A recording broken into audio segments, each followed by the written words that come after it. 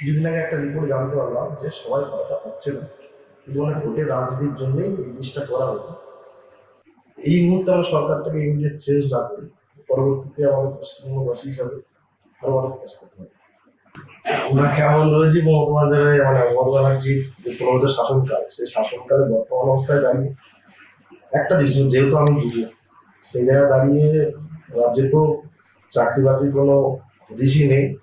দ্বিতীয়ত উনি এই মুহূর্তে মানে শুধুমাত্র ভোট পাওয়ার আশায় কি করলো, ভাতাটা করতে।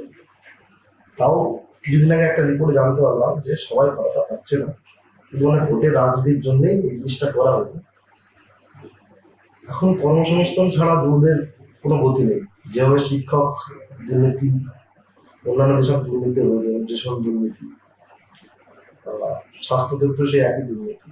সেই জায়গায় দাঁড়িয়ে ওভারঅল পশ্চিমবঙ্গের অবস্থা খুবই খারাপ। আর রাজ্যে যে জিডিপি, সেটাও অলরেডি অনেক ডাউন হয়ে গেল। যদি এই মুহূর্তে আমরা সরকারটাকে ইমিডিয়েট চেঞ্জ না করি, পরবর্তীতে আমাদের পশ্চিমবঙ্গবাসী হিসাবে আরো অনেক কাজ করতে হবে।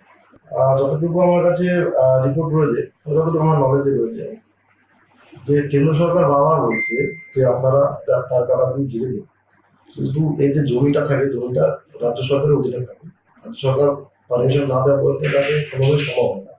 আর মমতা ব্যানার্জি বারবার, ওই তৃণমূল সরকারটা বারবার এই একই জিনিসটা বাধা দিচ্ছে যে তার কাটা করার জন্য যে ল্যান্ড প্রয়োজন, সেই ল্যান্ডটা ঠিকঠাক দিচ্ছে না। এই কারণে তার কাটাটা হচ্ছে না। অবাধে বাংলাদেশ থেকে রোহিঙ্গা মুসলমান জঙ্গি এরা এদিকে ঢুকছে। আপনি একটু খোঁজ নিয়ে দেখুন যে মুর্শিদাবাদে কিছু কিছু জায়গায় মানে বড় বড় বোম ব্লাস্টের সঙ্গে যুক্ত জঙ্গিরা ধরা পড়েছে। এই অবস্থার জায়গায় দাঁড়িয়ে আমাদের পশ্চিমবঙ্গ কোনোভাবে সুরক্ষিত নয়। আর যেহেতু এটা সীমান্তবর্তী এলাকা, আমরাও একটু নিরাপত্তাহীনতার মধ্যে